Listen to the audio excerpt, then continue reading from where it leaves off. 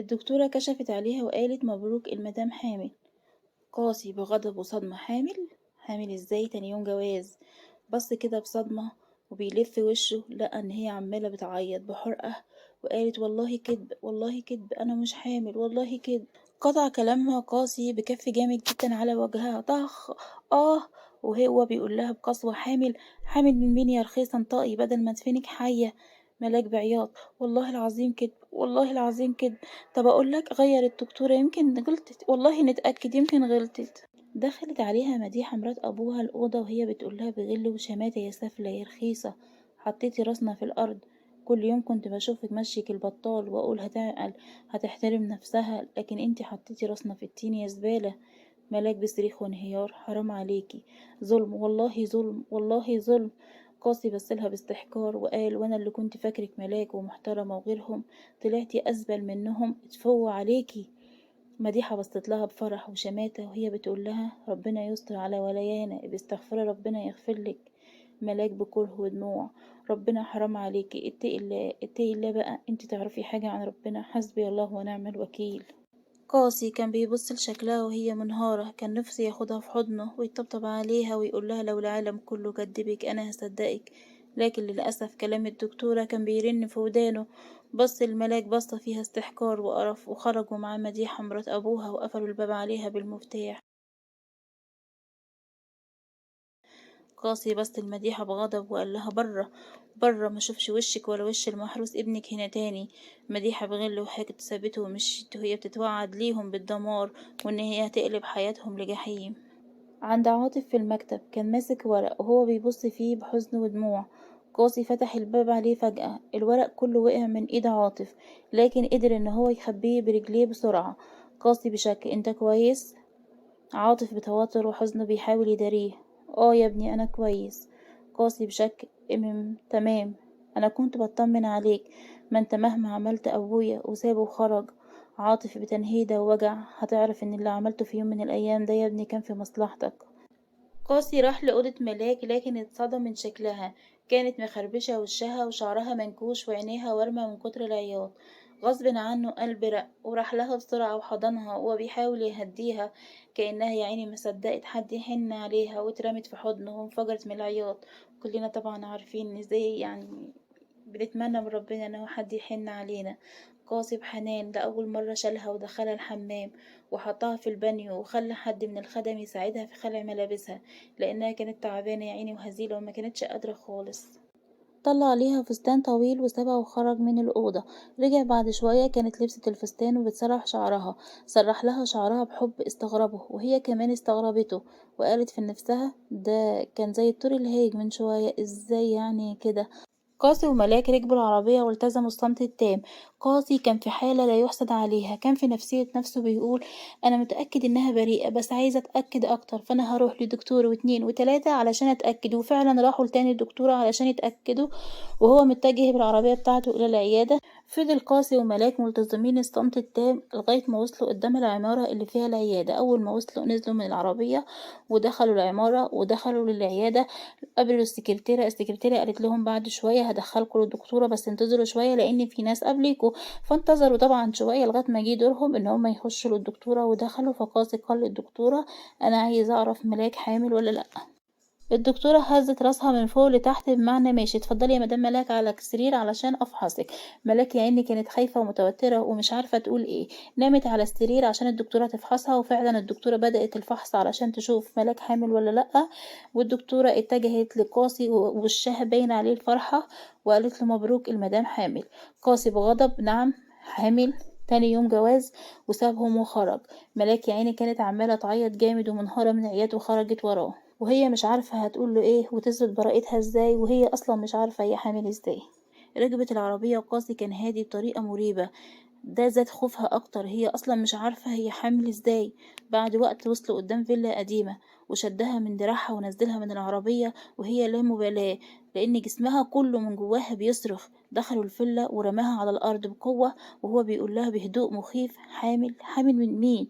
ملاك بخوف وهي بتعيط هزت راسها بالنفي، ما هي مش عارفة تقوله ايه، هي مش عارفة اصلا هي حامل من مين. قاسي اتعصب وشدها من شعرها بعنف وهو بيقول: حامل؟ حامل من مين يا رخيصة يا زبالة انطقي بدل ما موتك في ايدي ومحدش هيعرفلك طريق جرة انطقي. ملاك بخوف وعياط هستيري: مش انا، لا لا لا، انا مش حامل، والله ما حامل، والله يا قاسي صدقني، والله ما حامل، ابوس ايدك ابوس رجلك، انا والله مظلومة. قاسي بعصبية وصريخ: دي كمان كدابة، كدابة كدابة، ردي عليا، انا غيرتلك العيادة لكن للأسف. وقلب نبرة حزينة كلها حزن: طلعتي حقيرة وسهلة ورخيصة، حقيرة سهلة ورخيصة. ملاك كانت بتعيط بس مش عارفة تدافع عن نفسها تقول ايه، ما هي مهما قالت محدش هيصدقها. قاسي قلب قسوة: عاوز الفيلا دي تكون بتلمع، هخليكي تتمني الموت 1000 مرة وما تطلهوش من اللي هعمله فيكي يا ها يا ملاك. خرج قاسي من الفيلا ودموعه نزلت لا إرادية. قلبه مش مصدق، هو معترف إن حبها من أول نظرة، لكن للأسف كسرته وطلعت زيها. خلال الأحداث إن شاء الله هنعرف مين هي. عقله كان دايما بيفكر، هو بيقول أغير الدكتورة، ونفس الكلام هو الغلط من ملاك مش من الدكتورة. ده الكلام اللي كان مقتنع بيه لكن قلبه رافض يصدقه. عند ملاك كانت قاعدة على الأرض بتعيط بحرقة على حالها. هي واثقة في أخلاقها وتربيتها، أكيد ده اختبار من ربنا ليها علشان يشوف مدى صبرها لابتلاءه. قامت من على الأرض بتعب وحزن واتوضت وصلت وهي بتعيط بحرقة، كانت بتدعي ربنا إن هو يظهر براءتها قدامهم. خلصت صلاة وفعلا بدأت تروق في الفيلا بتعب شديد، لكن جت على نفسها وكملت. عدى وقت كبير قدرت تخلص فيه كل حاجة، وكمان عملت الأكل. قاسي جه وبصلها بقرف واشمئزاز وقال جهزي الأكل وطلع ياخد شاور. ملاك في المطبخ كانت بتعيط من طريقة قاسي ليها، هو شايفها مش كويسة لكن ربنا وحده عارف انها مظلومة. يا رب يا ملاك تكوني مظلومة. عند قاسي خلص ولبس ترنج بيتي ونزل قعد على السفرة ياكل ومداش لملاك اي اهتمام. خلص اكل وسابها ومشي وهي بتبصله بدموع، حتى ما قالش ليها شكرا او تعالي كلي. نزل وهو لابس بدلة ومشي من غير ما يعبر ملاك. قاسي رجع من بره لكن اتصدم صدمة عمره لما لقى ملاك مرمية على الأرض وفي رغاوي بيضة طالعة من بقها. جري عليها بسرعة ووداها المستشفى وهو بيقول بأعلى صوته: ترولي ترولي بسرعة. أخدوها منه ودخل غرفة العمليات وهو قاعد قلقان بره، كان بيدعي ربنا إنه ينجيها رغم خطأها. عدى وقت طويل جدا مما دب الخوف في قلب قاسي. فجأة طلعت الدكتورة بتاعه وهي بتقول: الحمد لله المريضة فاقت، نجت من الموت بعجوبة. قاسي قال: طب والجنين؟ الدكتورة قالت باستغراب: جنين؟ جنين ايه؟ انت بتتكلم عن ايه؟ عن أنسة ملك؟ وسابته ومشي. قاسي وقف مصدوم. معقول؟ يعني ايه هي فعلا مظلومة؟ طب والدكتورة؟